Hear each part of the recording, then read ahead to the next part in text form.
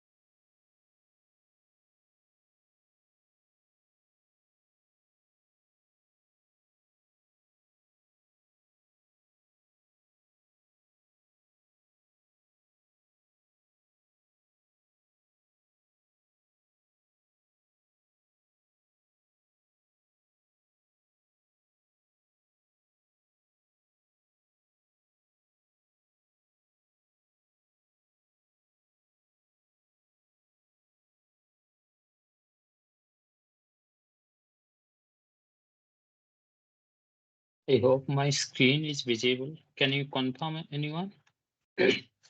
My screen is visible to everyone or not?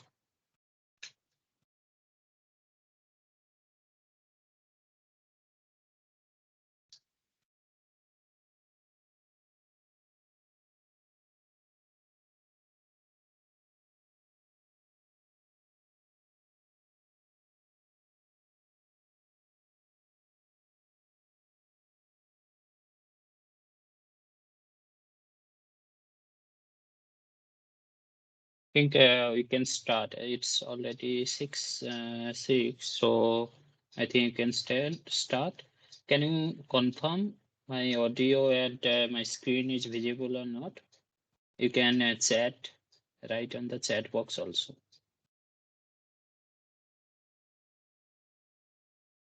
Varun or Tomalisa, can you confirm?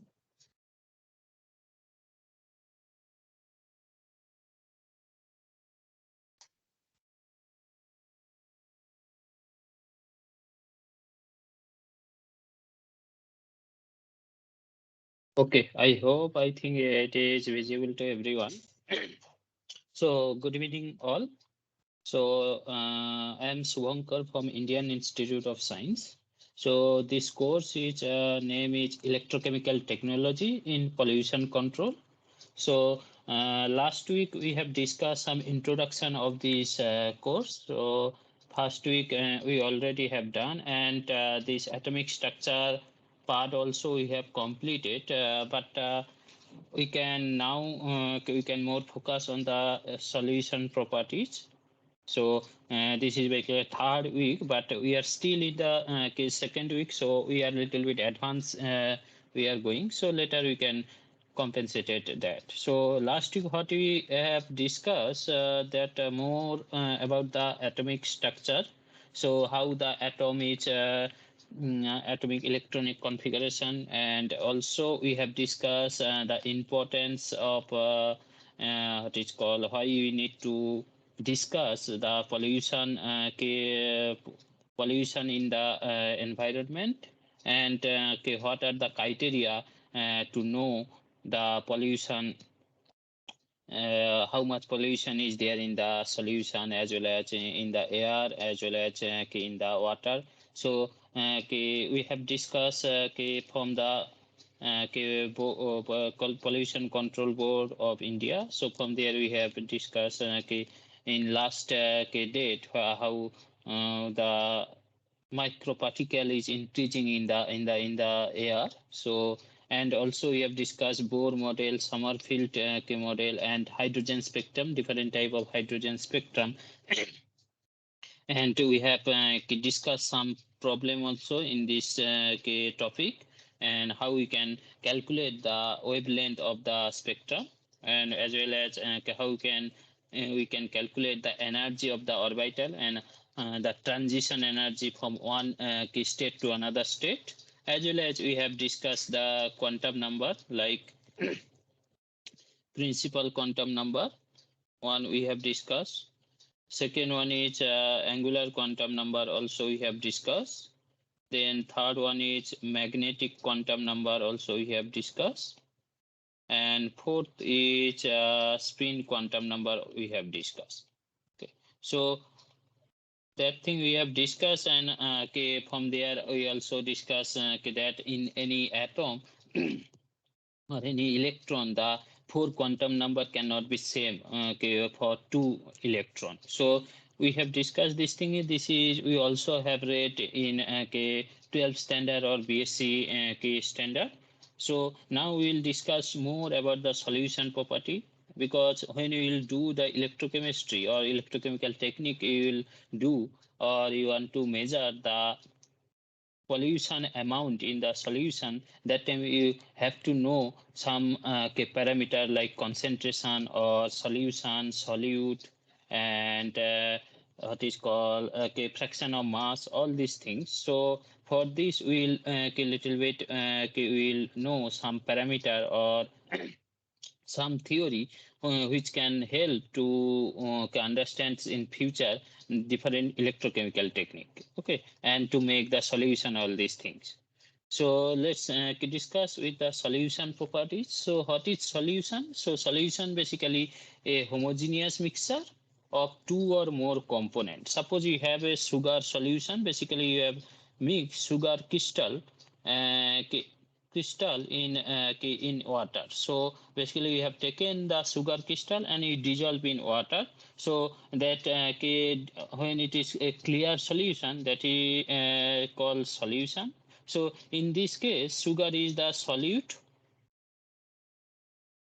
and water which is the solvent.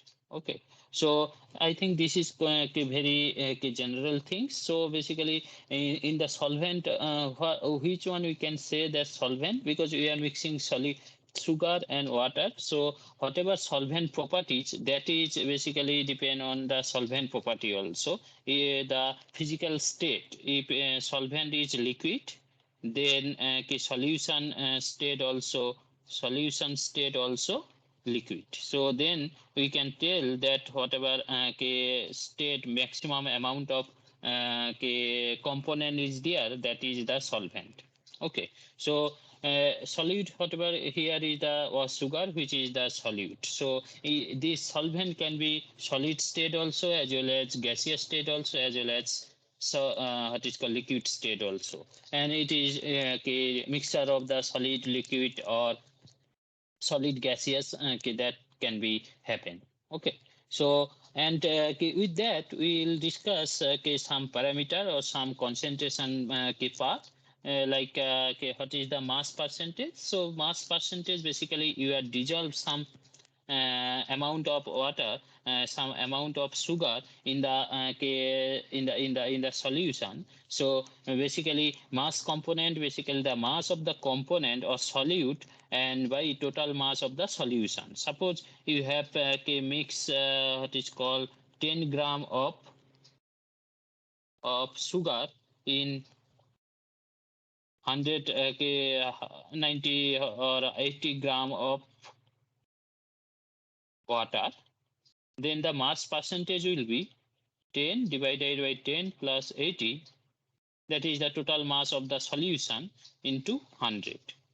Okay, so that means 10 by 90 into 100. So this is the thing. You can write that 100 divided by 9. So it will be in the percentage. So that is the weight by weight per mass percentage. And there is volume percentage also there, means volume of the component divided by total volume of the solution.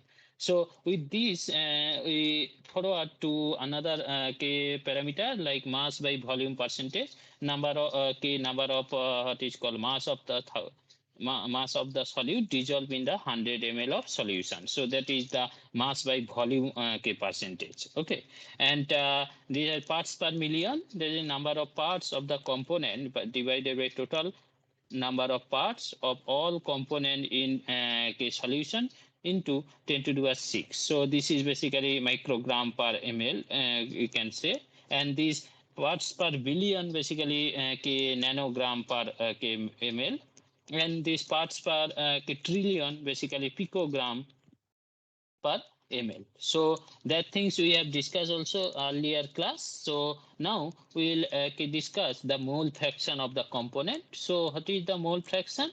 Mole fraction basically number of moles in the component, in a component, by total number of moles in all what is called component.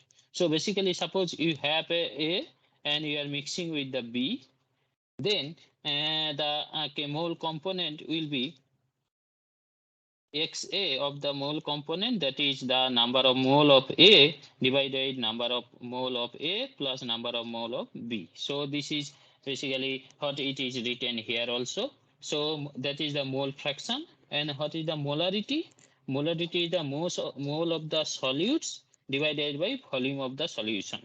That means suppose you are making sodium hydroxide solution, that is suppose 1 molar solution you are making. That means the whatever molar mass of sodium hydroxide that you have dissolved in 1000 ml of water.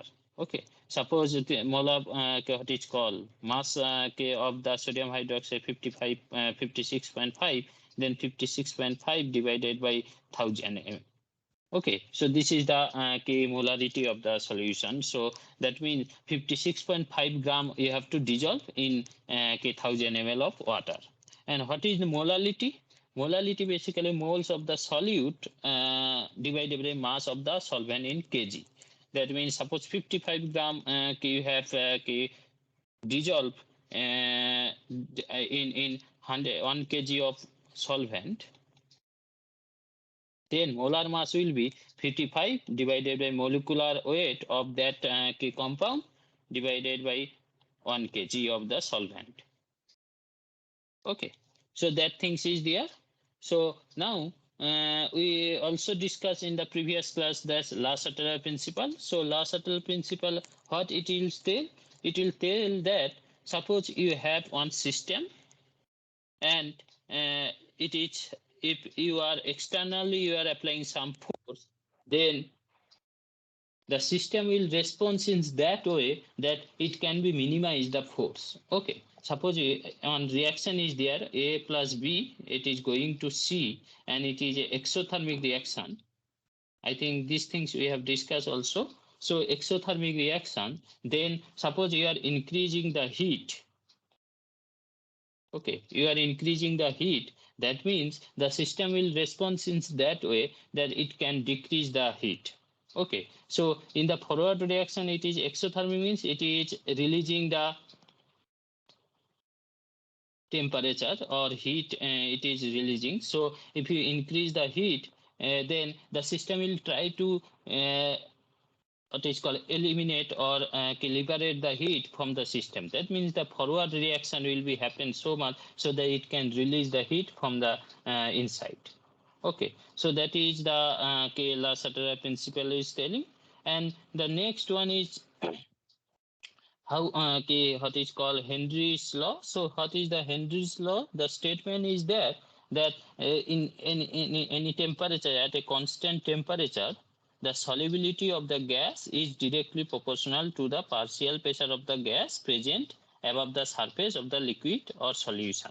So with this, we'll these things we have already discussed. So I am not focusing these things, but what we can discuss more details in the what is called problems, whatever we saw in the previous year, or some problems which came in the net or gate, that kind of problems we will discuss more details. And as well as what we can discuss is the how we can tackle the problem, how we can proceed on problem. Okay, so and we'll discuss also last class is Raoult's law. So Raoult's law basically state that the partial vapor pressure of each component in solution is directly proportional to its mole fraction of the solution.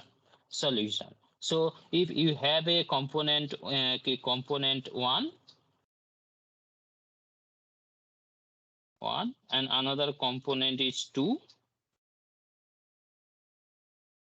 okay, then what is called whatever partial pressure of component 1 in solution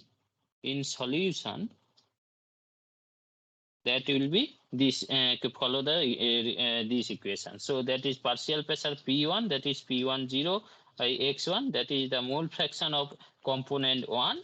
So this P10, that is the what is called the partial pressure when it is in the pure state. So we can see one graph, that is this is the partial pressure, two component x1, this is the mole fraction. And when the x1 is 0, because x1 plus x2 we know that its total amount is 1. So if x1 is 1, then x2 is 0. So the partial pressure is P10, this one. And when x1 is 0, x2 is 1, and the partial pressure is 2. So the total pressure of the compound, that will follow in this way, the summation of P1 plus P2, and this law is called Dalton's law.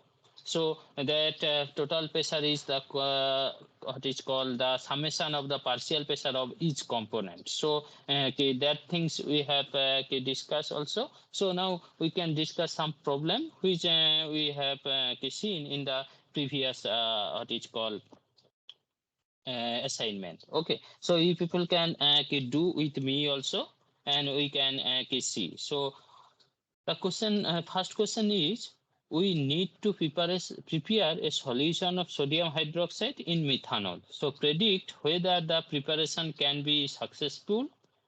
Option B is not successful. Option C depends upon the temperature, and option D depends upon the pressure. So what will be the answer? So you can what is called write in the chat box also, so that I can we can go forward. Okay, what will be the answer?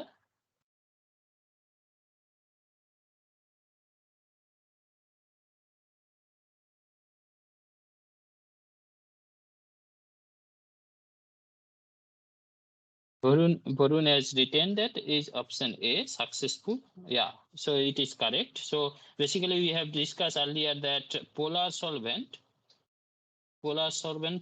prefer polar solvent, or polar prefer polar, and non-polar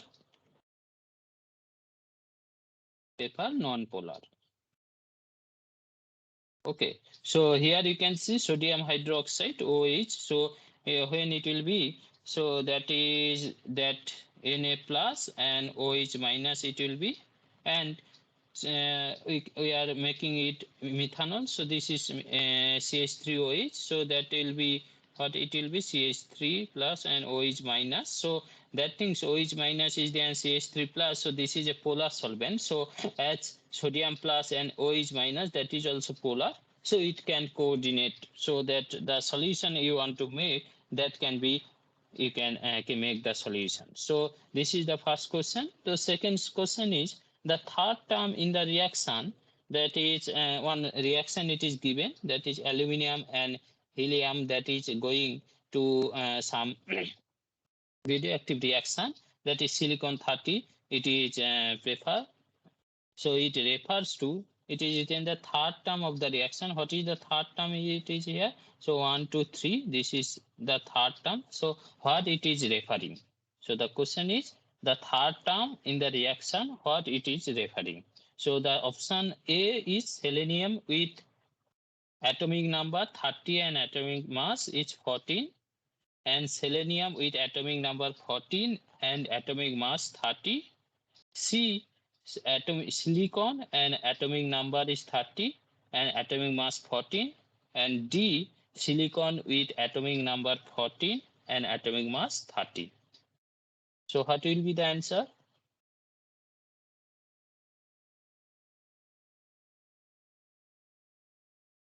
Yeah, option D, it is written. Yeah, that is correct. So basically we have discussed last class also. So this is what is called, suppose I am writing aluminium 13 and 27. So this 13, that is the atomic number. Okay, and this is the mass number. So that this one is silicon, it is representing Si means silicon. That means A and B, it won't be, as it is written selenium. So we have to think about C and D. So CD, you can see the atomic number of silicon is 14. So the 14, and the mass number, atomic mass, that is what is called atomic mass. So atomic mass, that is, it is written 30. So that means the answer is D. Okay.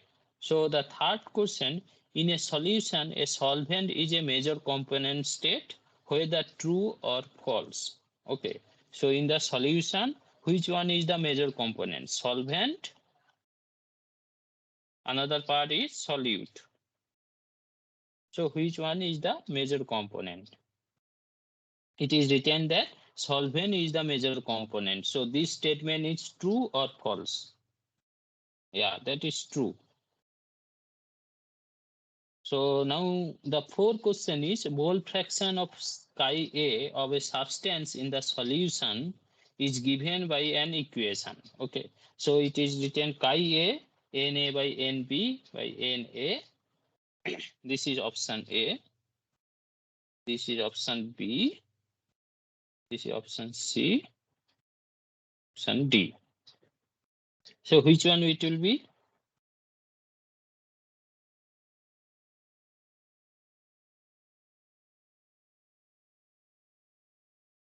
Option B. Yeah, so it is correct. Basically, what is called chi A, we have already have discussed, that is Na by Na plus Nb. So it is quite easy question. So we can okay, now we can discuss some what is called, these things we are discussing in the canoe. So there is a relative lowering of the vapor pressure. So relative lowering of the vapor pressure, what is that means?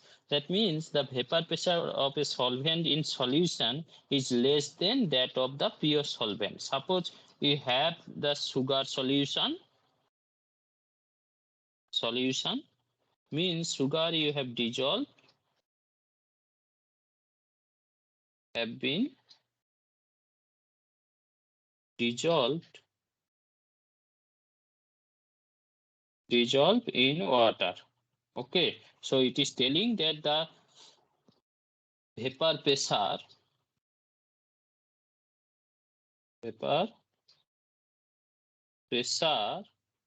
of water will be greater than the vapor pressure of the sugar solution.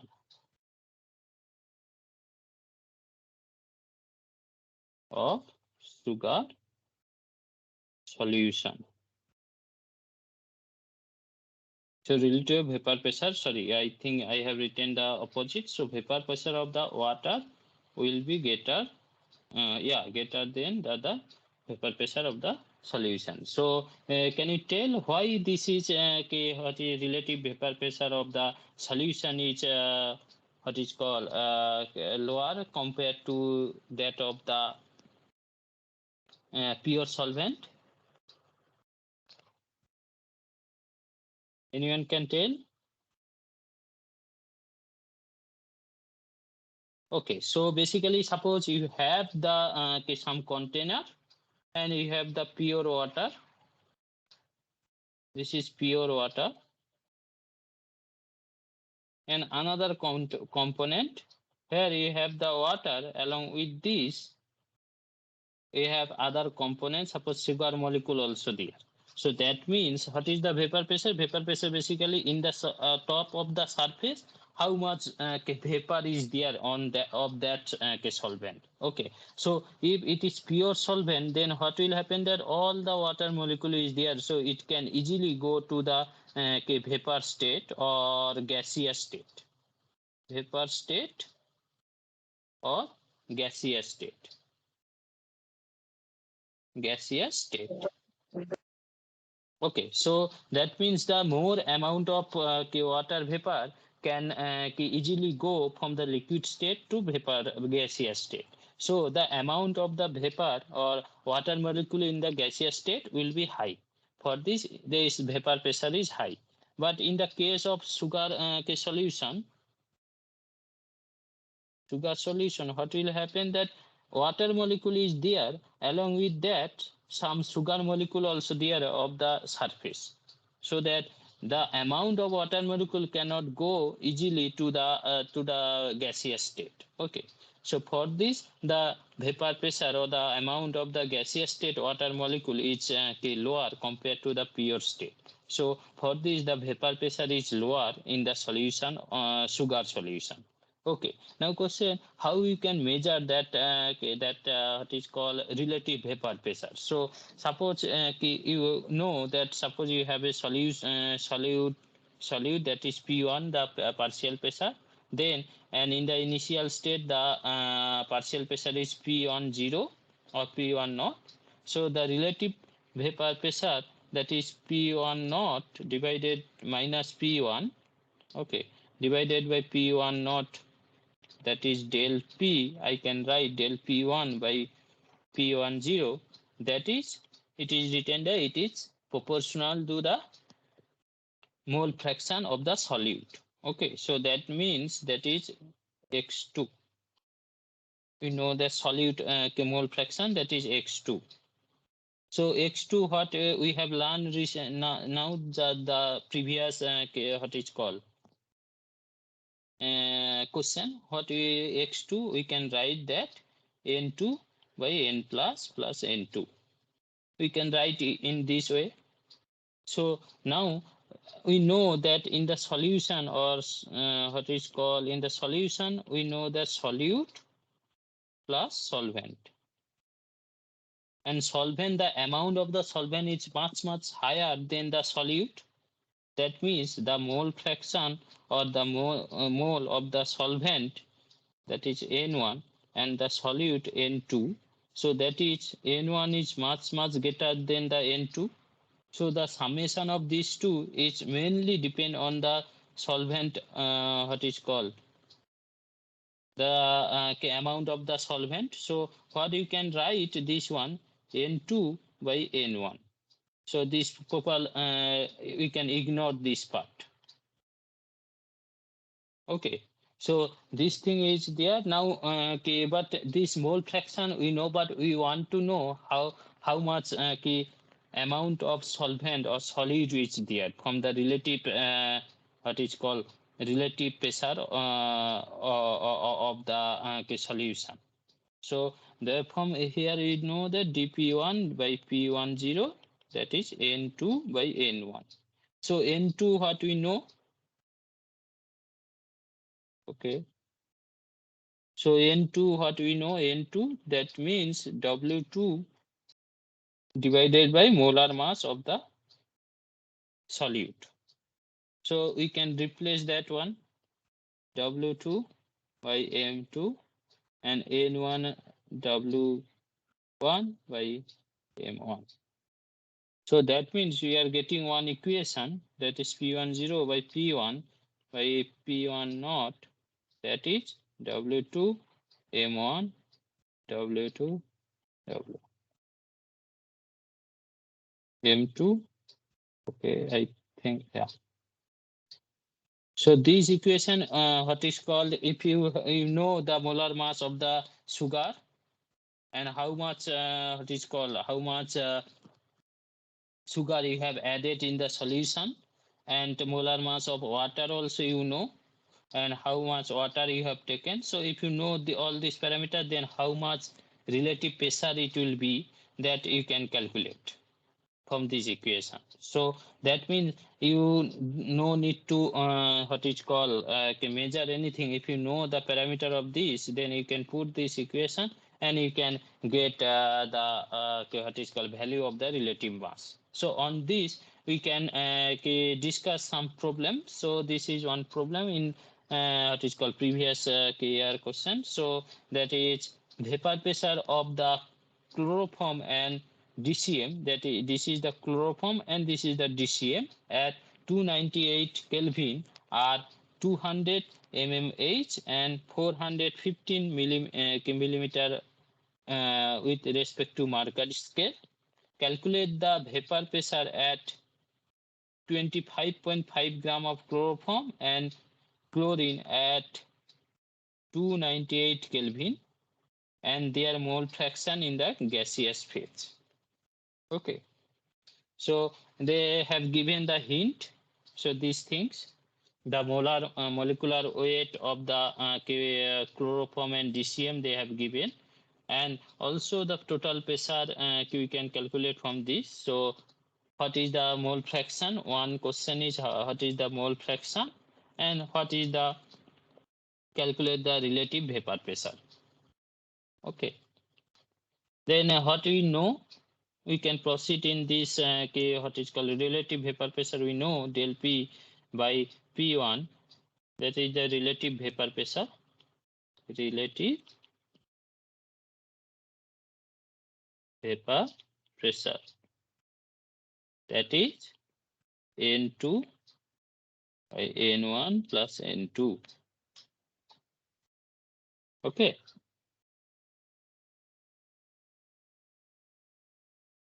So it is written, what is the total, calculate the vapor pressure at 25.5 gram of this one and this one. Then we have to calculate the N2, N1. So N1, what is the N1? So we can take N1 as a N1 and N2. So suppose I am taking chloroform as a N1 and DCM, dichloromethane, that is N2.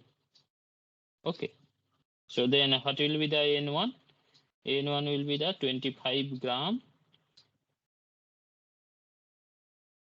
by 5 chloroform, that is the molecular weight of chloroform 119.5. So this is the this is the mole. And what is the N2? N2 will be 25.5 divided by 85 gram per mole. This is gram. So this is gram, this is gram per mole. So what will be, whatever answer it will be in mole. Okay. Now we can calculate this thing and we can put in this equation N2, N1, because we know. Then from there we can calculate the relative pressure of the component. Okay.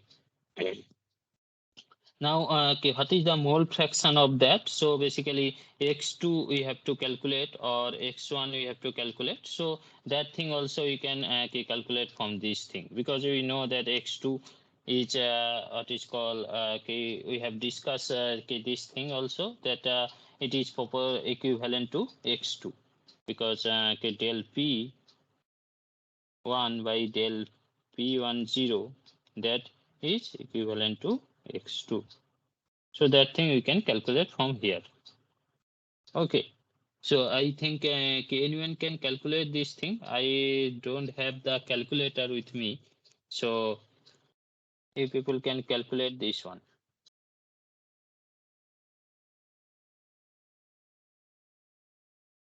Okay.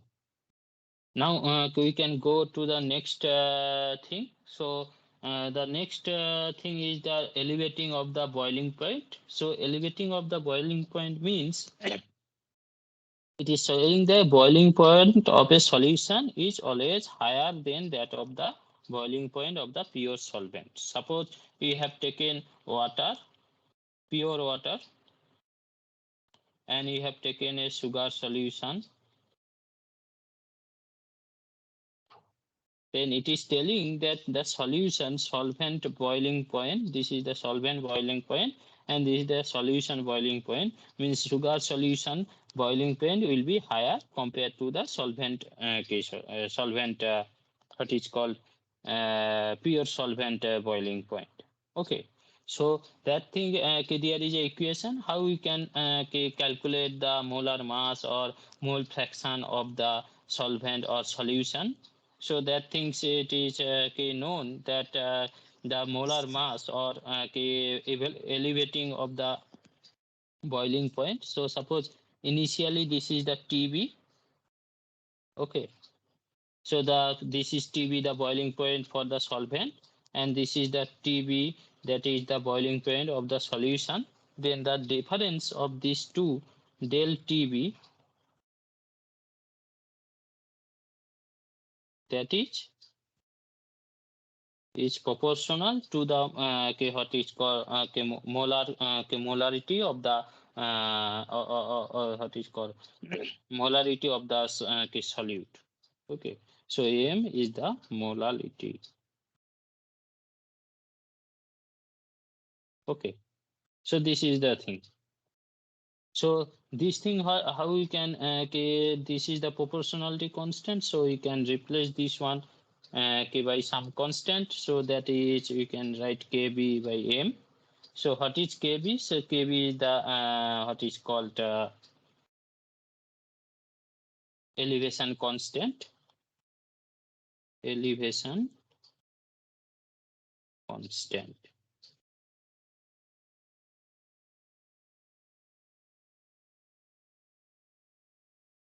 Okay. Also, it is known as the ebullioscopic constant. So there is different name, and just it is there. Ebullioscopic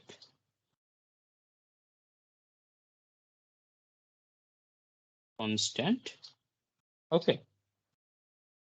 So this Kb, then what will be the, because this Tb, that is basically vapor pressure. So that is kg temperature.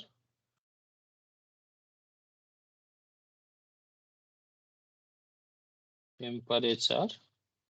Then what will be the unit? Kb unit. What is the Kb unit? Anyone can write in the chat box. Okay, I think someone. What will be the unit of Kb?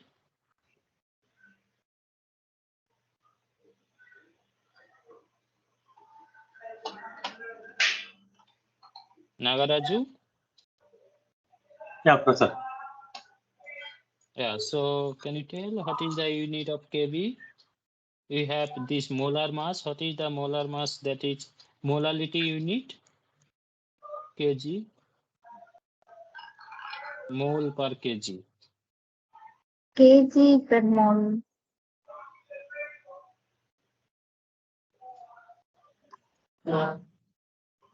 Molality unit, kg per mole. So kb, what we can write? Del Tb by m. So del Tb m means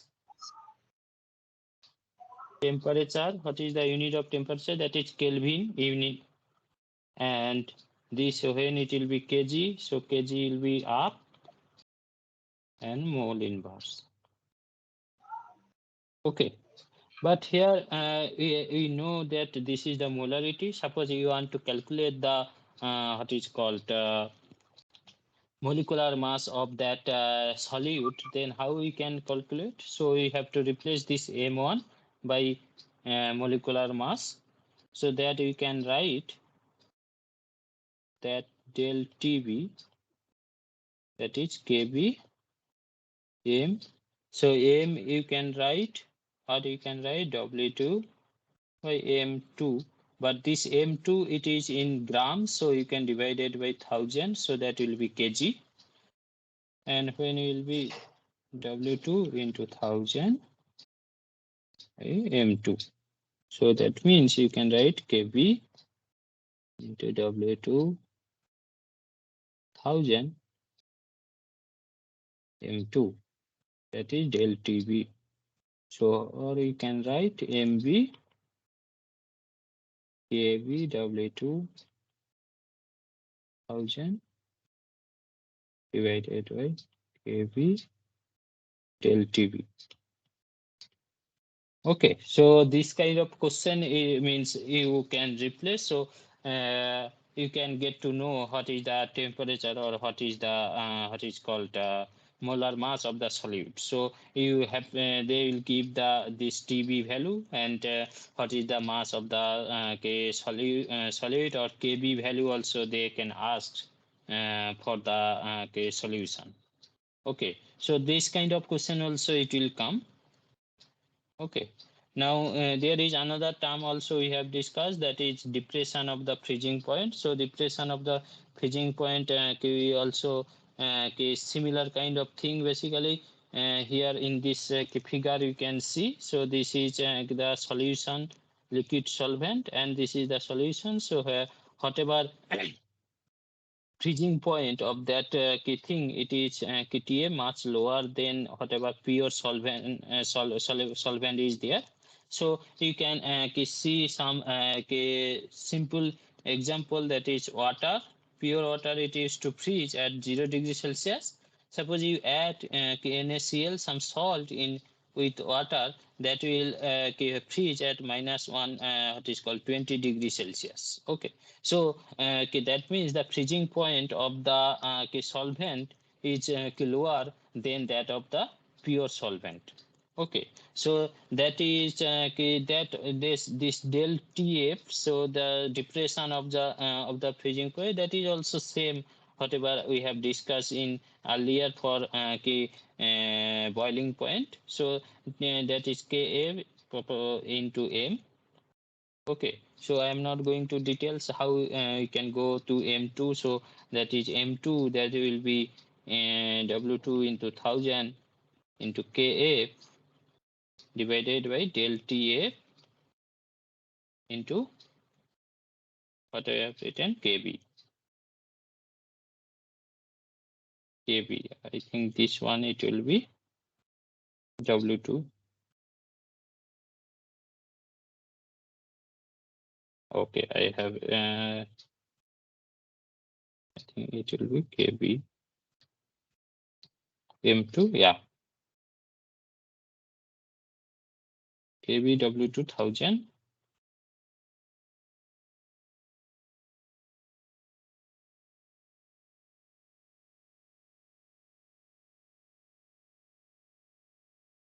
Okay, okay. This will be W1, the solute.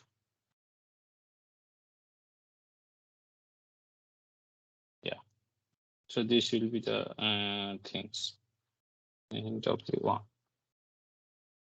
Okay, so I think this is clear. Now another part is there, that is the osmosis or osmotic pressure. So osmosis or osmotic pressure, what that is Van 't Hoff law. So basically the osmotic pressure, that is pi proportional to the temperature. That is, if the temperature is increased, then the osmotic pressure will increase. And other thing is the it is depend on the concentration. So C, it is proportional to concentration. Okay, so we can write this one, that is Van 't Hoff equation, pi is equal to C RT. So it is written here also. So this C concentration you can replace by N2 by V. V is the volume of the solvent. Okay, so from there you can discuss, although it is written the concentration C is the molarity of the solution. So there is also some factor is there that is called I factor is there, that is called Van der factor. Okay, so we can discuss what is called that thing. So from here, what you can tell that we can calculate the solute constant molecular weight. So that is pi is equal to N2 by VRT. So N2, what we can write, N2 is equal to W2 by M2. So we can replace that part, W2RT by VM2. So from here we can get the information of the M2. Okay, so that kind of things also there. So we can discuss some problems on it.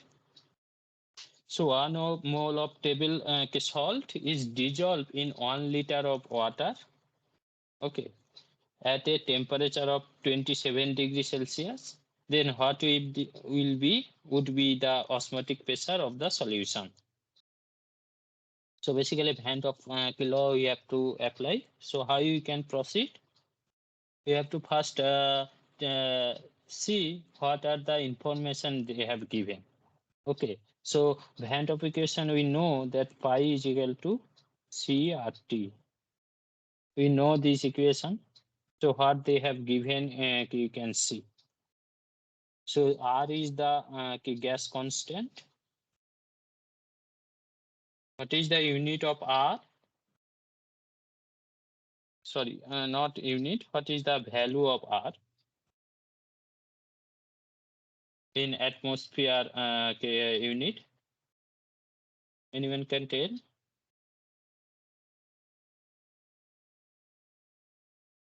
So this is, what is the value of R? 0.081. Yeah. Or Yes. Kelvin per mole. Yeah. Liter per bar. Kelvin per mole. Liter per atom. Liter 0.0821 atom atmospheric pressure into liter into mole inverse into Kelvin inverse. So T you have to put in Kelvin scale. What is the T? This is 27 degrees Celsius. So that means 237 plus 27, that is 300 Kelvin. Okay. And C is the concentration. It is given 1 mole of the table salt is dissolved in 1 liter of the water. That means the concentration is 1 mole per liter. That means the what is called, this is the molarity. So C it is given, then we can write this thing. But there is some factor is that I is equal to what is called pi is equal to I CRT. So I is the Van der factor.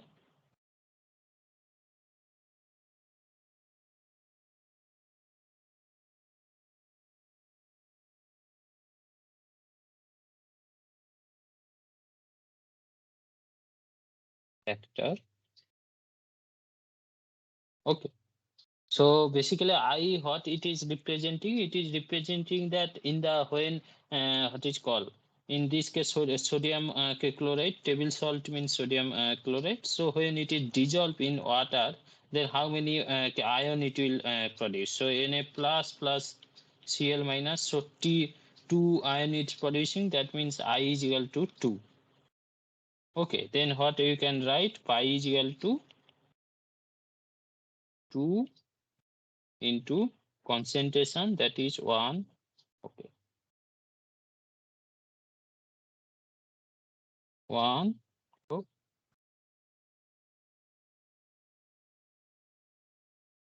that is 1 mole per liter into what is R value? 0.0281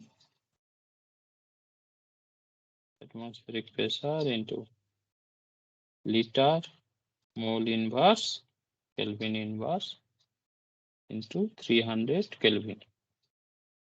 So what will be the answer? It will be in atmosphere. Atmospheric pressure it will be, because this mole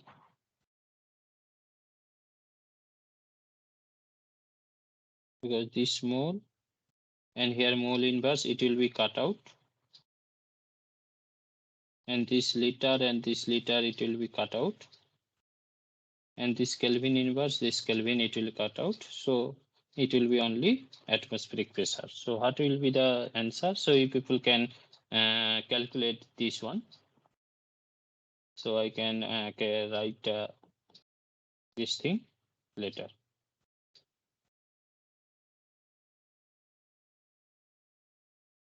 Okay. Yeah, 49.26. Okay. So the next question in osmotic pressure only. So the osmotic pressure of a potassium chloride KCl solution at 300 degrees Celsius, T is equal to 300 Kelvin, is 50 atmosphere. Means pi they have given 50 atmosphere. So what is the molar concentration of the potassium chloride in the solution? So we know that pi is equal to ICRT. So what they have given? They have given C pi, they have given T. I also you can calculate KCl I is equal to 2, it will be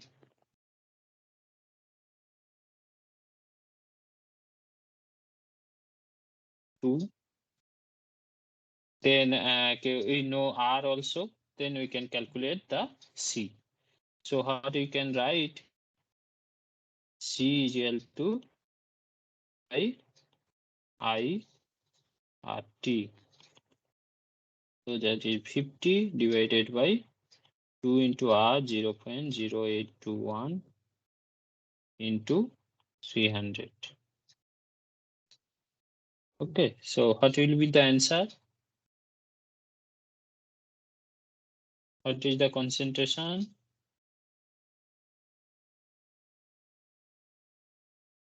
Concentration will be in molar.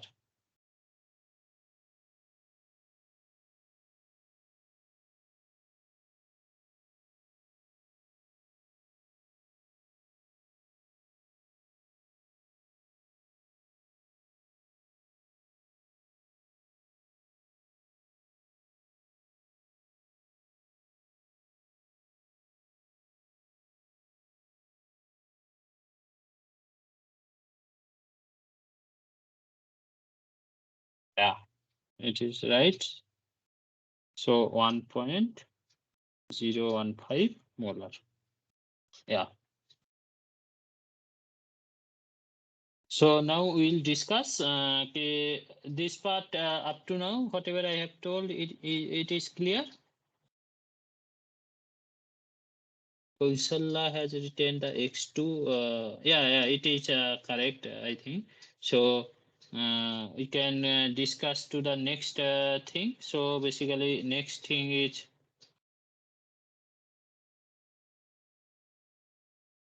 okay. So next in the electrolytic dissociation. So the next part we can discuss. So electrolytic dissociation basically means suppose you have dissolved some salt and it is dissociating or it is ionized to some component, whatever it is, ion is present in that compound. Suppose you are dissolving NaCl. So what it will be dissociate to Na plus and Cl minus. So this process it is called the electrolytic dissociation. Okay, so dissociation of aqueous solution produce if you have HCl, then H plus and Cl minus it is there, and this HCl that is what is called acid. So we know the acid base thing. So when acid it will dissolve in water, that will hydronium ion it will form and Cl minus it is formed. And in this H3 plus that is the proton, and this Cl minus that is the conjugate base. So basically, when acid is dissociated, that time it will form the acid, what is called protons and the conjugate base. If base is dissociate, what it will form? It is hydroxyl minus OH minus. It will form plus conjugate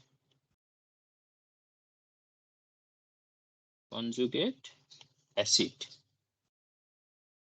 Okay, so that things it is formed. So there is okay, some other concept also there, that is bases, what you can write that suppose one base like sodium hydroxide, which is a strong base. So when it will dissociate, Na plus and OH minus is formed. So this OH minus is forming. If any compound that is from OH minus, then that is called the base. Okay, and there is also other concept also there. I think you people also heard this thing. So that is called Bronsted concept. Bronsted concept. What is Bronsted concept? What is Bronsted concept? Some compound is there like NH3 ammonia, which has the ligand, so it can accept the proton.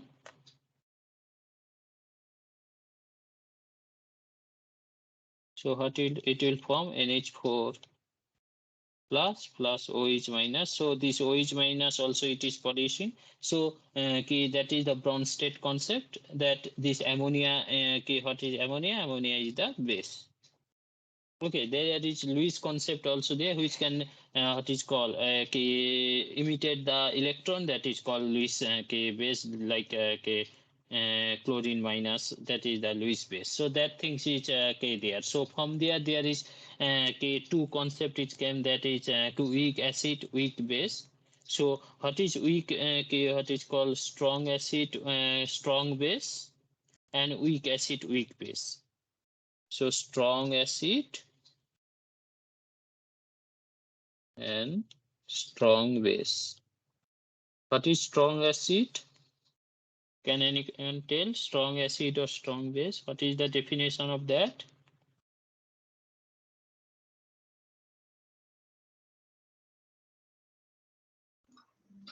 Which undergoes complete dissociation.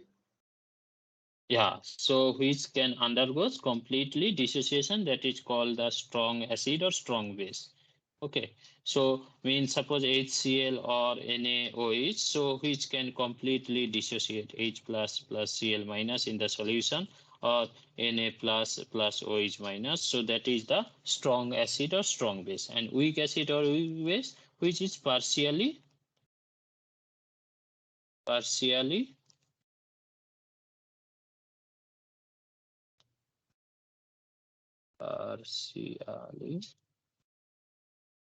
dissociate.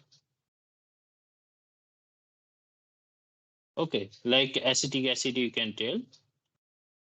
So acetic acid, what it will partially dissociate to CH3CO minus plus H plus.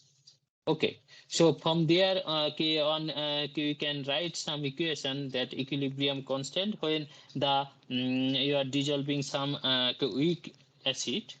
So that weak acid can what is called it can stay in equilibrium with whatever undissociated state is there. So we can write one suppose you can take one equation, that is A plus B, suppose it is in equilibrium with C plus D. Then suppose the forward reaction, that is the rate constant, is K1, and the backward reaction, that K2. Okay, then what you can write the rate constant for forward reaction? Rate constant for forward reaction.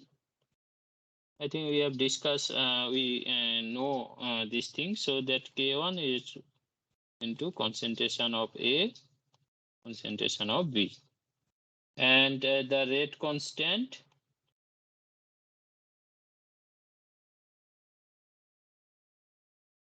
I think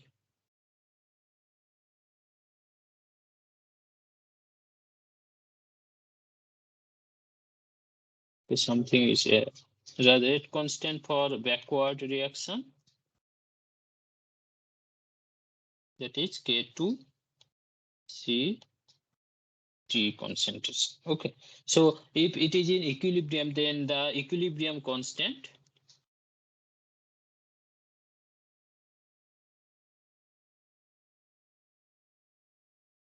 K, that is the ratio of forward reaction by ratio of backward reaction, and that is equivalent to the concentration of the product divided by concentration of the reactant. Okay, so this K is the equilibrium constant. So these things, but what is called when we discuss the concentration, but it is not actually the concentration of the compound, this equilibrium constant. So there is another term K instead of concentration, that is called what is called activity or activity coefficient. So activity or activity coefficient, what is that? Suppose you have a reaction that is AB, it is dissociating to A plus B minus, then the activity of the reaction or activity that is called equilibrium constant, that is activity of A plus into activity of B minus divided by activity of AB. So this activity coefficient that also depend on the concentration. There is another term that is called activity coefficient. So this activity, that is concentration of A plus into activity coefficient. Okay, so you can write activity, that is concentration into activity coefficient. So you can replace here. So that is A plus B plus divided by AB concentration into activity of A plus activity of B minus divided by activity of AB. Okay, and this activity coefficient or that is this activity coefficient, that is depend on what? The ionic strength of the solution. So we know the ionic strength of the solution I, that is half of summation of 1 to I equal to n Ci Z square. So what is Ci? Ci is the concentration in gram mole liter. And what is the Zi? That is the valency of the ions. So these things I think we have discussed because some of the question is to come, what is the ionic strength of solution, like suppose KCl they have given. Okay, and its concentration suppose 0.5 millimolar. Then what is the ionic strength of that solution? Okay, so in that case you can use this equation. So this is the ionic strength equation.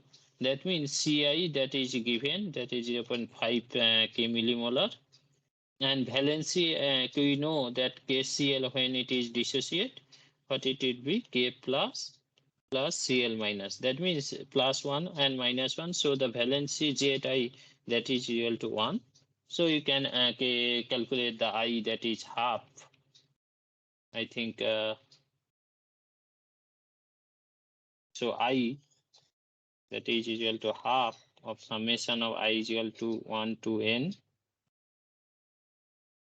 Zi Ci square. Oh, sorry, Ci Zi square. That means for KCl, it is going K plus Cl minus. So half, or you can write 0.05 millimolar into Ci. What will be the Ci?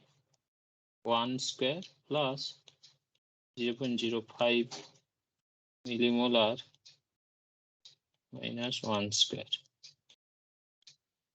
Okay, that means half 0.05 plus 0.05 millimolar. So it will 0.05. Okay, so that we can calculate from here. Okay. So now there is another key concept we have discussed, that is acid-base equilibrium. So acid-base equilibrium is, I think all these things we have discussed, means we have learned in the BSc class. So acid-base equilibrium, basically suppose you have a sparing or weak electrolyte, such as suppose we know that acetic acid, suppose CH3COOH, and it is in dissolved in water, then what it will be? So it will be H3O plus and CH3O minus. Okay, then what will be the equilibrium? That is K. We know the concentration of CH3COO minus, and this is H3O plus divided by CH3COOH. Okay. Now initially what is called initially when it is not completely dissolved or you did not add in water, that time what will be the value? Initially it is in the concentration 1, because and that case it is not dissociate, so this is 0 and 0. Suppose it is partially what is called dissociate, so the dissociation constant, suppose alpha, that is the dissociation, or you can write degree of dissociation.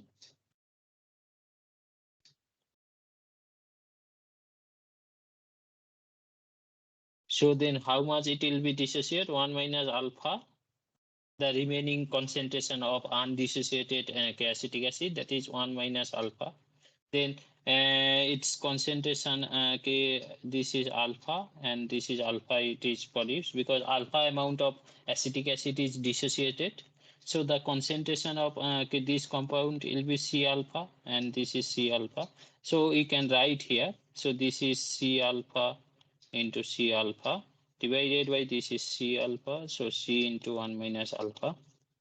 That will be 1C on C you can cut. So C alpha square by 1 minus alpha. So from here you can calculate the dissociation constant of the acid or degree of dissociation of that weak acid. Okay, and another concept is there, ionic product of water. So basically I think we know all these things. What is called ionic product of water. So basically Kw is to write. So this Kw, that is the concentration of H plus and concentration of OH minus product, that is called the what is called ionic product of water, and which that is value, that value is 10 to the minus 40. So if it is a neutral molecule, then what is called that value K is there is another what is called parameter is there, ionic product. So that these things is there, Kw, that is H plus and OH minus K concentration. And with that another key things we have learned, that is the pH. So what is the pH? pH basically the logarithm scale of log of H plus concentration. So these things came what is called on whatever we have discussed in the professor also have discussed. So we can see that this scale is quite high, 10 to the minus 14 scale. So to easy make easy, so for what is called the concentration or pH value came, so that is in log scale, so that if H plus concentration is 10 to the power minus 7, then we can write pH, that is minus log of 10 to the minus 7. So as we know the log scale, log of x to the power y, that will be y into log of x, because these things will come to the before the log scale. So that kind of thing. So pH will be 7. Okay, so that things is there, and what is called what is pKw, that is minus log of Kw. Kw is the ionic constant of water. So that is ionic product of water. So this pKd minus log of Kw. Okay. So if it is 10 to the minus 14. Okay. What happened? If it is minus log of 10 to the minus 14, then it will be 14. So pKw of water, that is 10 to the minus 14 log or minus log of 10 to the minus 14, that is 14. I think these things all people know. So we can discuss some question on this topic so that whatever we have learned, that will be more clear. Okay. So if the pH of a solution is neutral, then the pH would be how much? So it will be 7, more than what is called less than 7, more than 7, or 1. What will be the answer?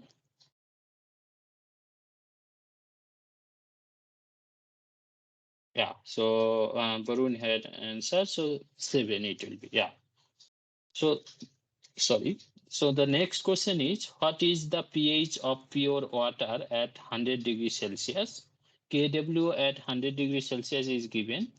So what is the K value of pH?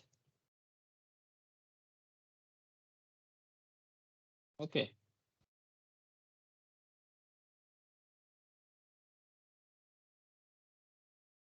How you can process with this? We can process with this way. It is called pure water. It is given. So we know that in pure water,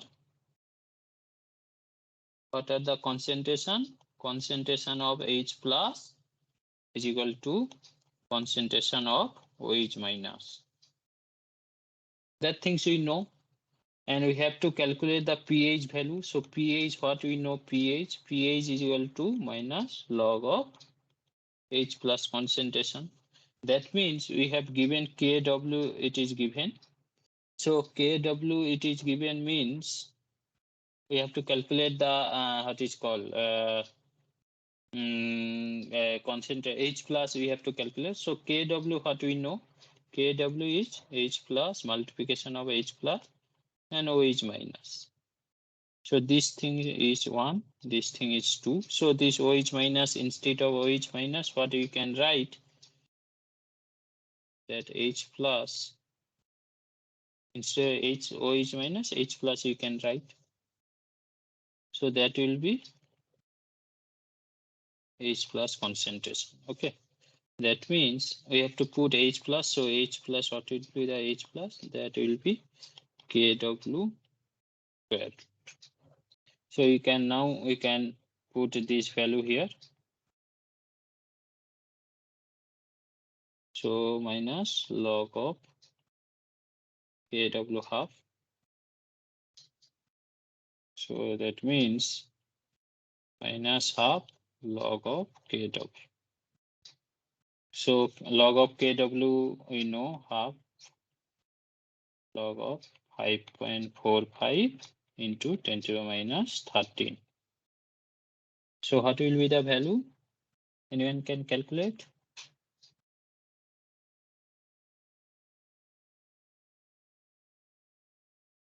So you have to think first that what are the information it is given. So depend on that, we have to what is called calculate what information are asking.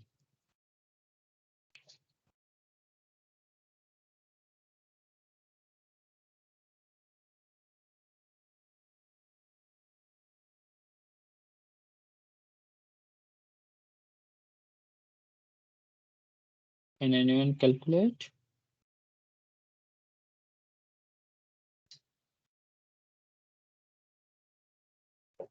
Okay, so this I have calculated. So it is this value it will be 6.13.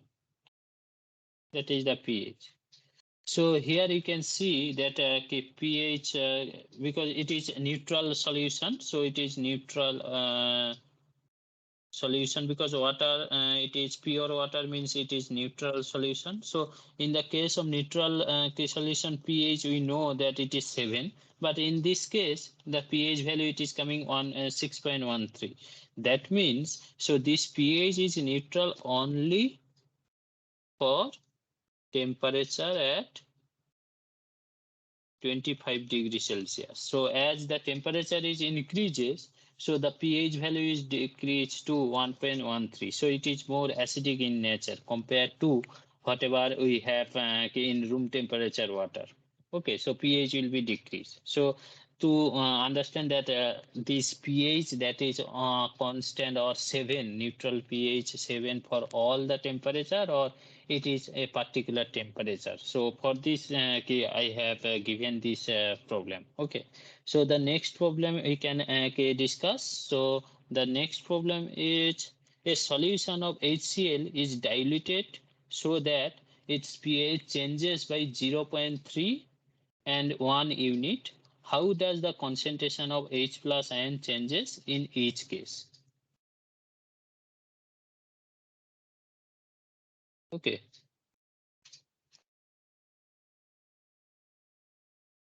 So this problem, what, how we can proceed?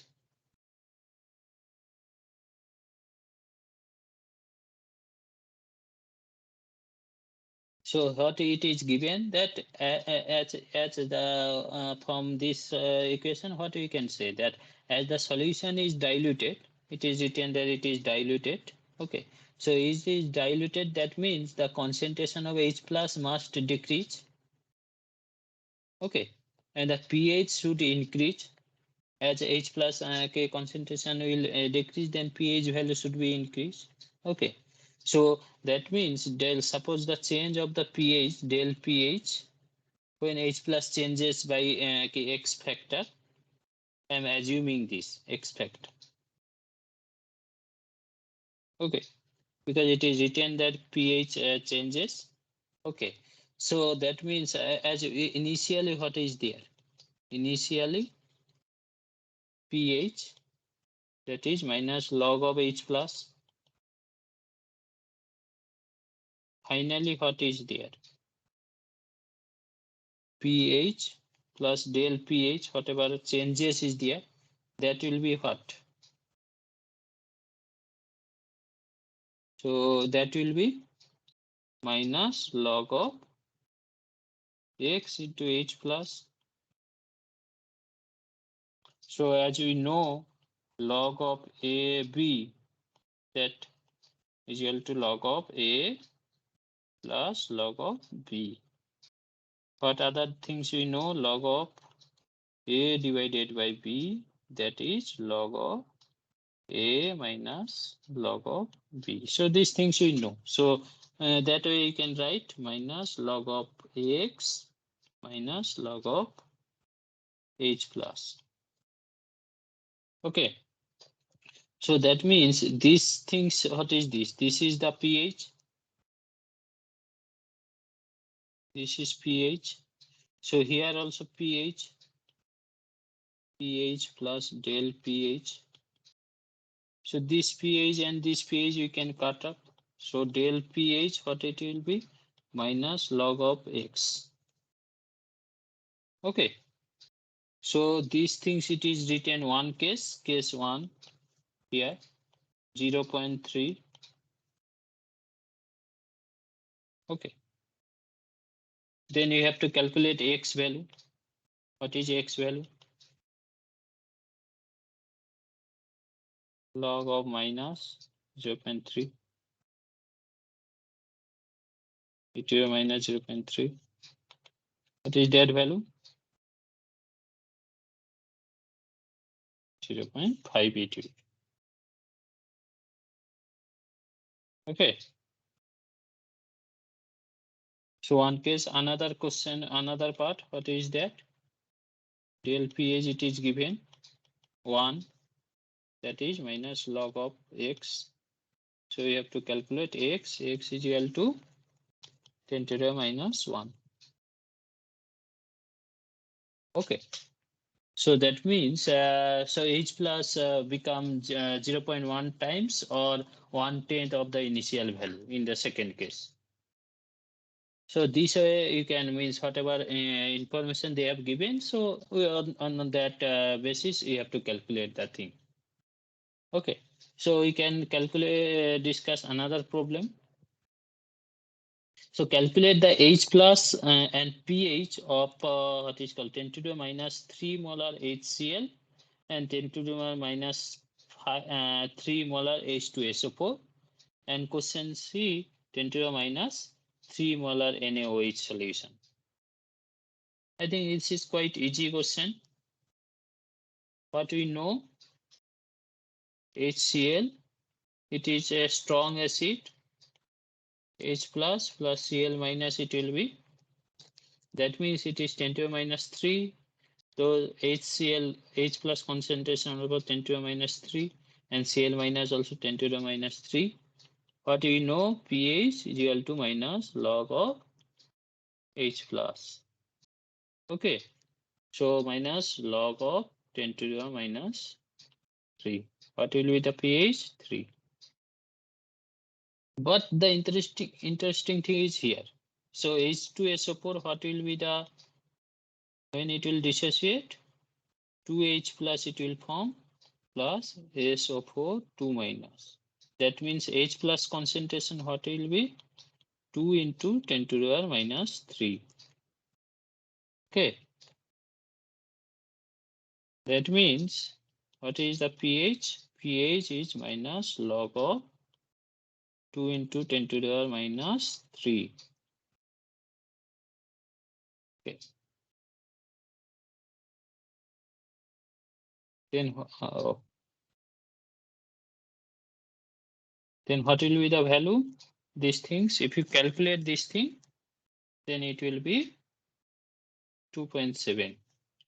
So there HCl and H2SO4, it is same concentration, but the pH value for HCl it is 2.7. Sorry, H2SO4 that is 2.7, and another one this is 3. So you know that pH, if it is low, then it is strong acid. Then from here, what we get to know that the H2SO4 is more stronger than HCl. Okay. Now for what is called NaOH, how we can calculate NaOH? NaOH, C.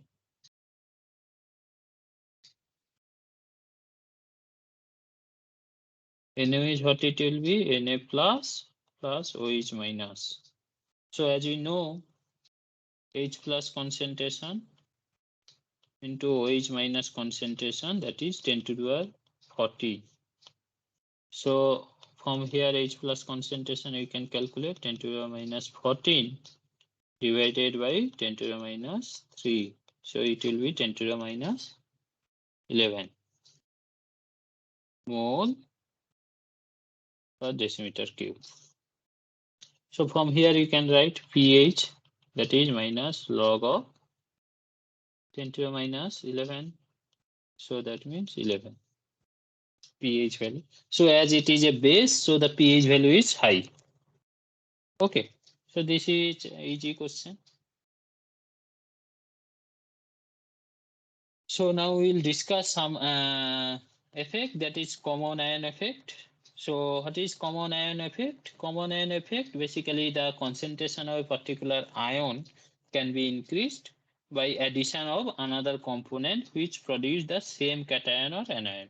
So there is an example. Suppose acetic acid is there, which is produced CH3O COO minus and H plus. Okay, and you are adding sodium acetate, which is dissociate to CH3 minus and Na plus. Okay, now we know the Lacetador principle. What it will tell that in the system CH3COO is minus, this concentration is increasing. So what it will be happen that the CH3O minus that will add to H plus and it will produce acetic acid again. So that's why what is called, you can increasing the concentration of acetic acid. So it is it is telling that thing only. Okay, so this key common ion effect. So other key concept we learn, that is called buffer solution. So what is buffer solution? So buffer solution is that some what is the definition of buffer solution? Anyone can tell? Can anyone tell what is the definition of buffer solution? Which resists the change in pH of the solution even after adding an acid or a base. Yeah, so it has the ability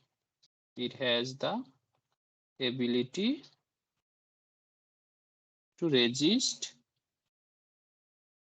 the pH change if you add small amount of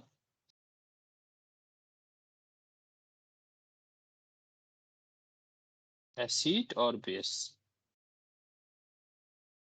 Okay, so that is the thing. So if you want to calculate the pH value of that buffer solution, then you can use this equation. Okay, there is different type of buffer is there. One is acidic buffer, one is basic buffer. So there is different type of buffer is there. So this thing you can discuss with one example. So this is the example. Suppose calculate the pH of a buffer solution contains 0.1 molar acetic acid and 0.2 K molar sodium acetate. K value it is written. So then what is the pH of the K buffer solution? Okay.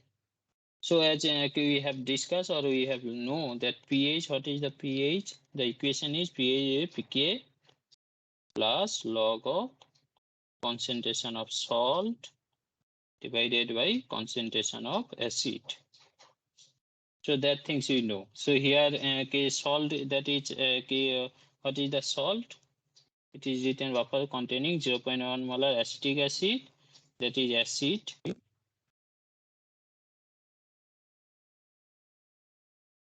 and salt, sodium acetate.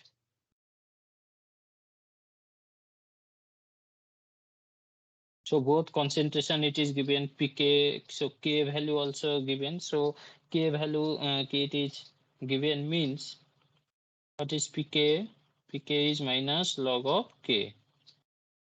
So pK K value given, so minus log of K value. We can write plus log of concentration of salt. Concentration of salt is 0.2 molar and the concentration of acid is 0.1 molar. So we can calculate these things. 1.8 into 10 to the minus 5 plus log of 0.2 by 0.1. Okay. So if you calculate this one, what will be the value? So these things I think I can calculate.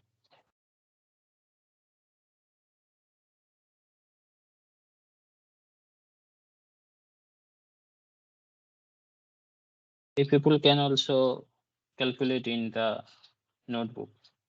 So this will be 4.74 plus log of 2.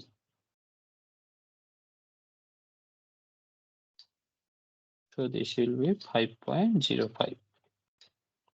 Okay. So this kind of problem also it is to come in the competitive exam. Okay. Now another important part we will discuss. That is called solubility product. Okay. So the solubility product, basically this is applicable for sparingly soluble salt only. Okay. So what is the sparing soluble salt? So sparingly soluble salt, we can tell if the solubility is 0.01 gram per mole per liter. Okay, so if it is less than in that value, then we can tell that that salt is soluble, sparingly soluble. Okay, So in this case, what is called, you can tell AB as a solid which can dissociate A plus and B minus, which is a sparingly soluble salt. Now we want to know what is the solubility of this AB solid, or how much it is soluble in the solution. And one example is AgCl. So if you add in water, then what is Ag? Some partially it will soluble in water, and it will form Ag plus and Cl minus. So the solubility product, that is concentration of Ag plus and concentration of Cl minus. Okay, so this thing, I think it will be more clear if you discuss some what is called problems on this key topic. Okay, so first question is calculate the solubility in k mole per liter of AgCl. KSP value, this is the solubility product. Solubility product. It is given this value. Okay, how you can process this one?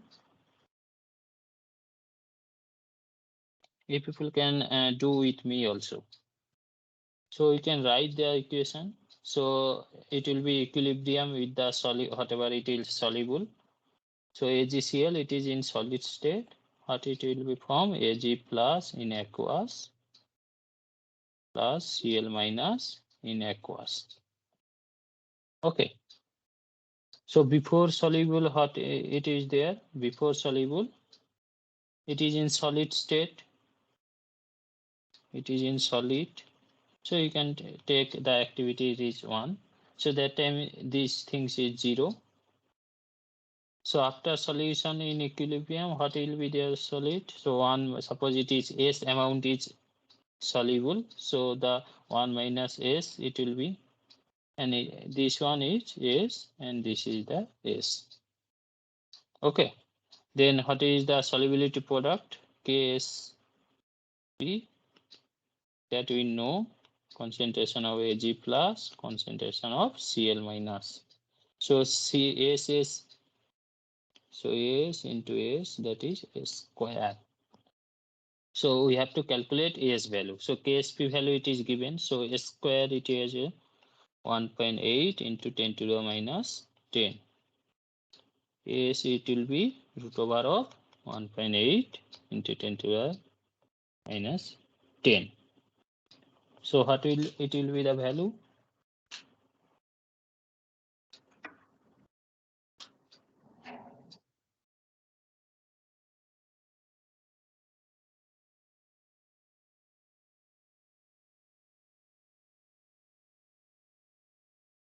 This is the value. So it will be 10 to the minus 10 means 10 to the minus 5. And in below, before that there will be some value. And the unit will be mole per liter. 1.34 into 10 raised to minus 5. Yeah, 1.34 into 10 raised to minus 5. Okay. So another question, similar type of question, but it little bit different. So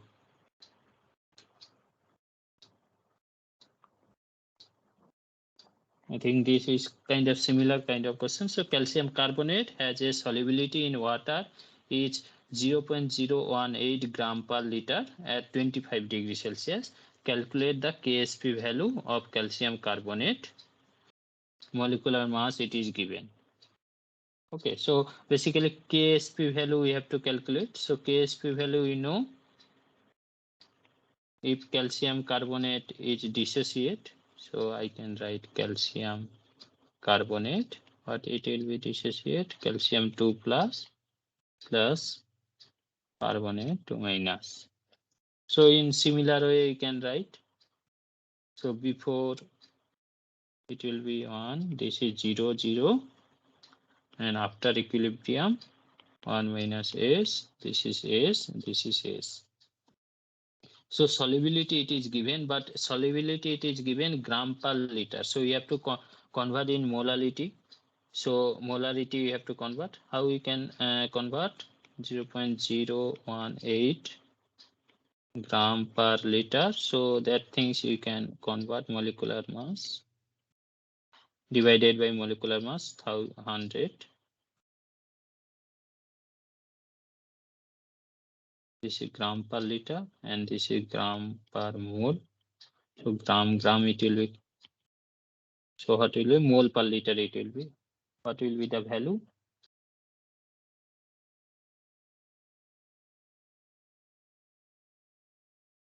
So 1.798 into 10 to the minus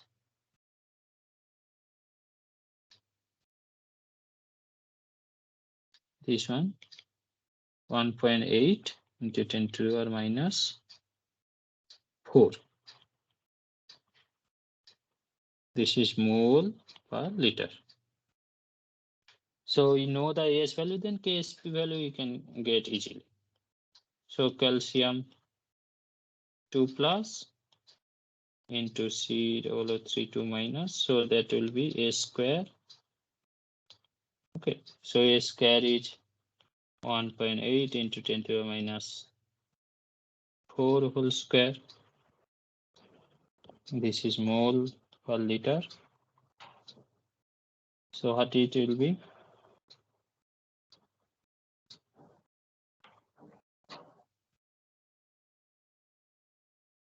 Ten to the power minus 8. Before that, there will be some value.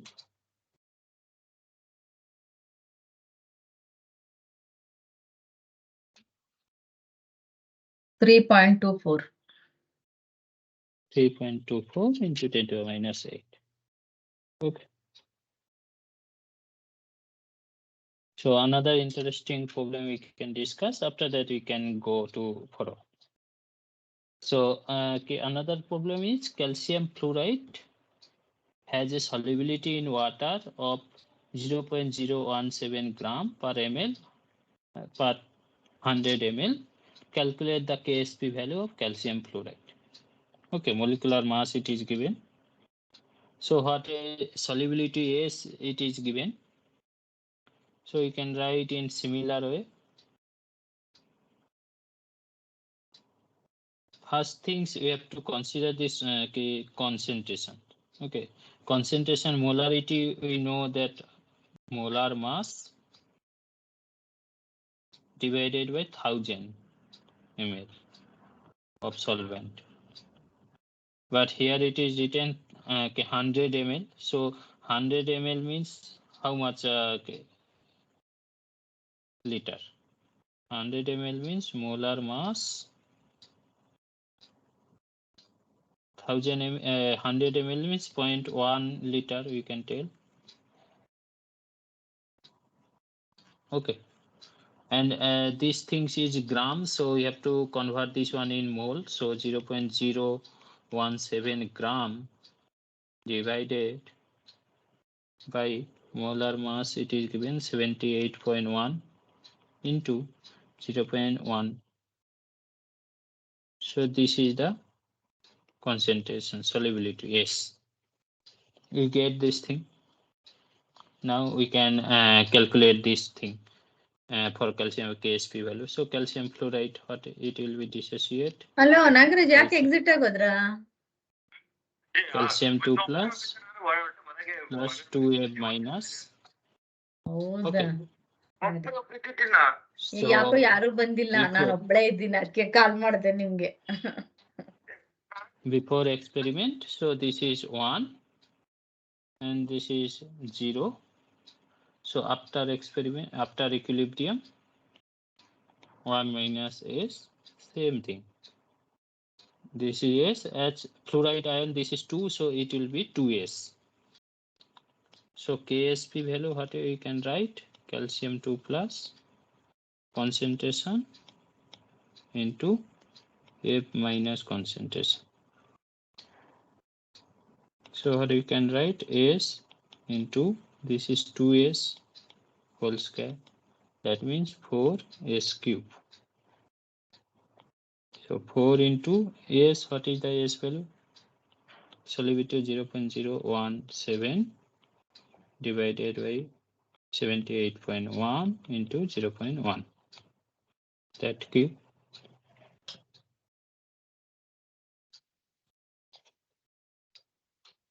What is this value?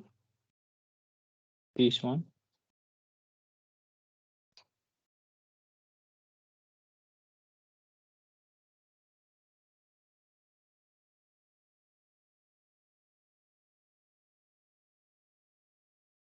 This one will be 1.1 or 2.18 into 10 to the minus 4 mole per liter.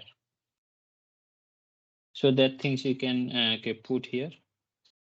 4 into 2.18 into 10 to the minus 4 cube. So what will be the value?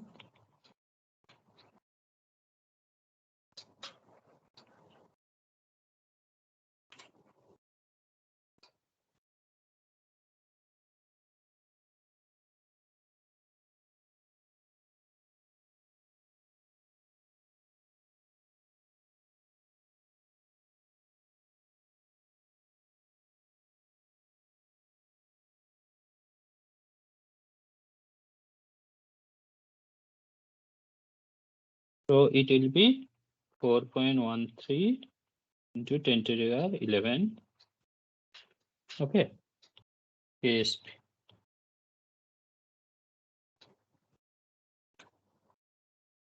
So this thing is done, whatever solution property, all this thing. Now we will discuss more about the electrochemistry related part. So slowly you are going towards the main thing, whatever the what is called title of the course, that is electrochemical techniques for pollution control. So now whatever general thing in the solution or whatever how to make the solution, all these things, if some terms came, that molarity or mole fraction, all these things. So these things we know, what is the solubility, all these things we know. Now we will discuss more about the electrochemical method. So first method we will discuss electrogravimetry. So these things today we just go through this, and next class we will more details we will discuss. Okay, so there is some this K part, so that things we will discuss more. After that, what is the technique, all these things we will discuss more details in next class. Okay, so the electrogravimetry. So what is the electrogravimetry? So when it is coming, the gravimetry means some weight its information is giving. Okay, so means electrogravimetry, basically you are doing some electrochemical process, and with that some deposition is happening. So due to the deposition, the what is called weight, how much deposition is happened. So that things you will get to know from the electrogravimetric method. Okay, so for that you need some electrochemical cell. Suppose you have some cell or some beaker where some electrolytic or electrolyte is there. So electrolyte, basically whatever we have learned, that some salt plus solution. So whatever we have discussed in the earlier class, what is the solvent or all these things. So what is the solution? So that kind of thing. Suppose you have some KNO3 in water. So this is the electrolyte is called. Okay, where the electrolysis process is to happen. Okay, so this is the electrolyte, and in the electrolyte, suppose you have deep two metal in the solution. So in this metal, one is cathode,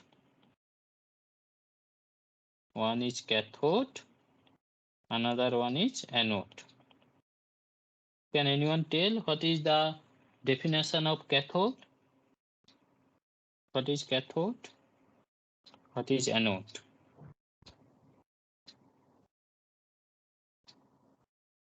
What is cathode? The electrode, sorry. The electrode where reduction can happen.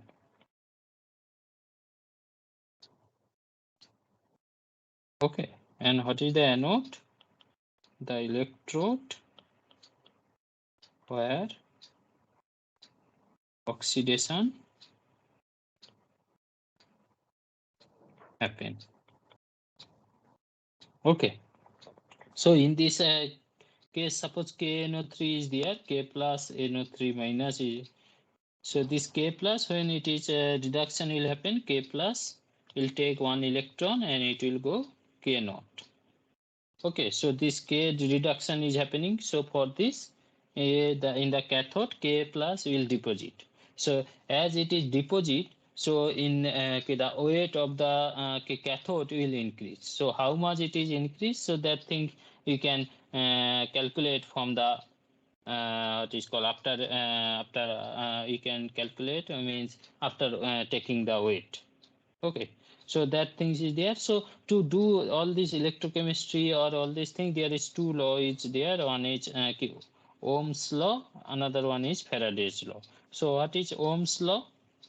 So there is some equation is what is called, some part is there.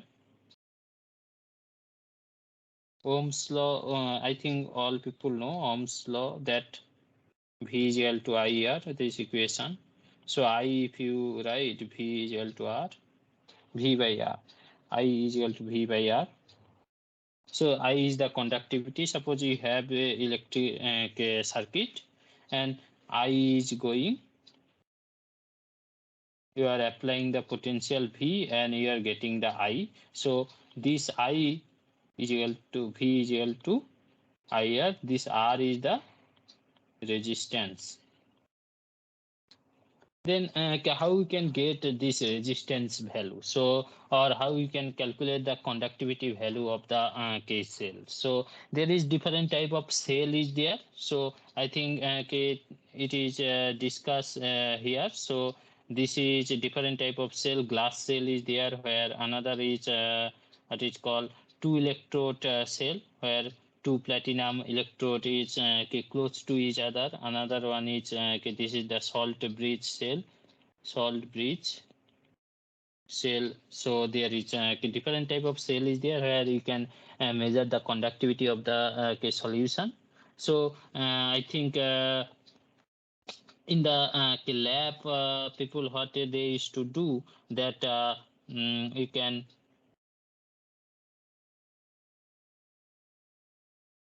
some tube is there. So where the two parallel electrode is there, this kind of thing. So here you can put the solution in between these two electrode and you can calculate the what is conductivity of the solution. So there is one equation we know that R is equal to rho L by A. Okay, so where the R is the resistance and rho is the resistivity, and L by A, that is the cell constant. We can discuss this thing more details in next class, but for the time being I just mentioning this thing. So cell constant, so if you know the cell constant of the of the what is called cell, whatever measuring container, and these things and if you know the R value, then you can know the rho value. Okay, so and the conductance basically the reciprocal of the R. Okay, and the specific conductivity, that is 1 by rho.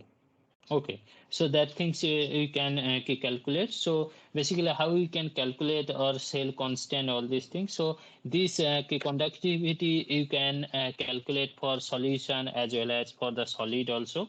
So this L, that is the distance between these two electrode. Okay, I can change the color. So basically this in between this distance, that is the L, and A is the area of the electrode. Area of the electrode. Okay, so if you know the L and if you know the A, then the cell constant of the of that cell you know. So from there you can get the conductivity value. So I will discuss more about this, but before that we can discuss whatever previous year, whatever assignment question is there. So that things we can discuss, and we see the video also from the professor, whatever he has discussed. So on that basis, we can discuss this key question. So an electrochemical cell generates current. Therefore, it is known as amperometric gas sensor, microfuel cell, both amperometric gas sensor and microfuel cell. So this question we can discuss. So basically amperometric cell, this is the schematic of the amperometric cell, and this is the microfuel cell. So amperometric cell, you can see there is the, here is the solution is there, and this is the counter come reference electrode. So now what is the reference electrode, that we will discuss next class. And there is the this one, this is porous working electrode. So what is working electrode, that things also we will discuss in next class. And there is a counter electrode also. So what is counter electrode? Okay, so all these things we will discuss in the next class, but for the time being you can see that in the what is the structure kind of. So this porous amperometric gas sensor means that the gas will come from this pore, and there is the porous membrane is there, which is acting as a working electrode. Working electrode basically where the redox reaction will happen. Okay, suppose some reduction or some oxidation is happening in the cell. So where the reduction and oxidation is happening, in that case electrode we will call working electrode. And what is reference electrode? Reference electrode basically something you are measuring with respect to some standard value. Like suppose some train speed we are measuring. So in the station we are standing, that is static condition, and with that static condition, how fast the train is going, so that thing we are measuring. So that kind of thing. So reference electrode means some current or some potential we are measuring. Suppose some potential we are measuring of the cell. So with respect to some value which potential is constant with time or during the measurement of the experiment.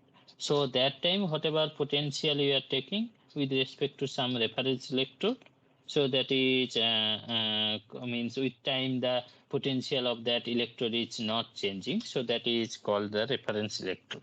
Okay. So in this case, so some porous substrate is there. As the gas is diffused in the cell, there is some chemical conversation will happen.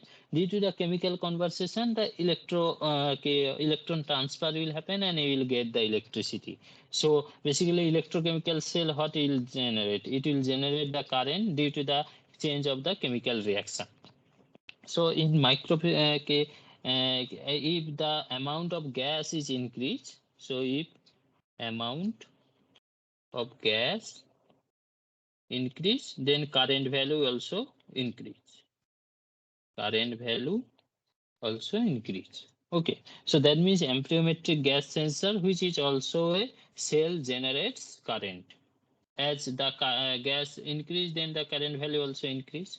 And the microbial fuel cell, what is that? So fuel cell basically the one side hydrogen will come, other side oxygen will come, and some electrolytic process will happen, and it will form water as well as the heat or electricity. So in that process also electric or current is generating. So microfuel cell, which also generates the current. That means the answer is amperometric gas sensor, microbial fuel cell, and both amperometric gas sensor and microfuel cell. So all are acting as a electrochemical cell, which can produce the current. Okay. So the next question is, online pollution of trace metal ions cannot be carried out by, what is the option? A, sensor, B, ion selective electrodes, C, conductivity, D, electrogravimetry. What will be the answer?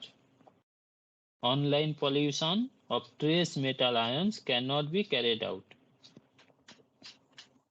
So sensor, it can trace amount of key element, it can be what is called detected. Ion selective electrode also it can be detected. So the answer is electrogravimetric, because in this case what is called, if it is very low amount, then it cannot what is called carried out, because the online pollution, it needs the electrochemical cell where you can put the what is called ore or something. Okay. So localized pollution is caused by what?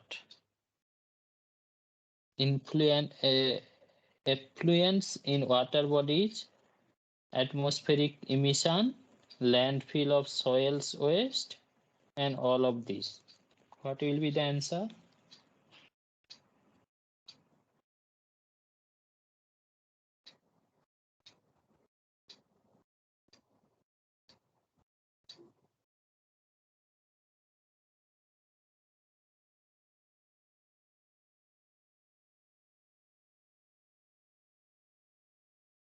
So the answer is D. Because that is, yeah. So localized pollution is caused by the if water bodies there is a pollution, or some bacteria or something is come to the water, then that can be also polluted. Atmospheric emission like CO2 or CO. So all these things are ammonia, sulfur. I think first class we have discussed some micro bodies. So all these things, if it is come to the KR, then it can be what is called pollution. And landfill solid waste also it can be polluted. So the answer is all of these. Okay. So I think this is up to, I think, yeah.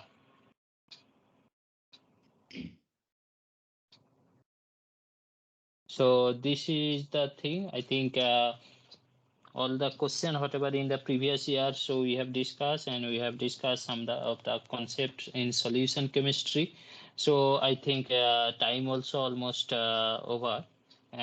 So next class we will discuss this electrochemical method more details, because we did not discuss so much about the electrochemical method, only the what is called some of the question answer we have discussed. So next class we will discuss more about this thing. Okay.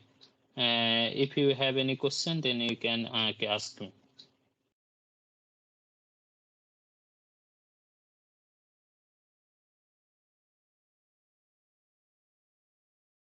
Do you have any question?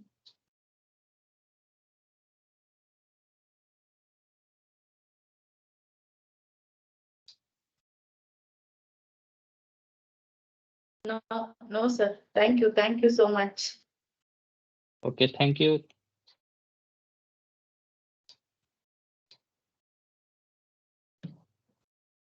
Okay, then we can conclude the session. So thank you all for joining. We can meet next week. Okay.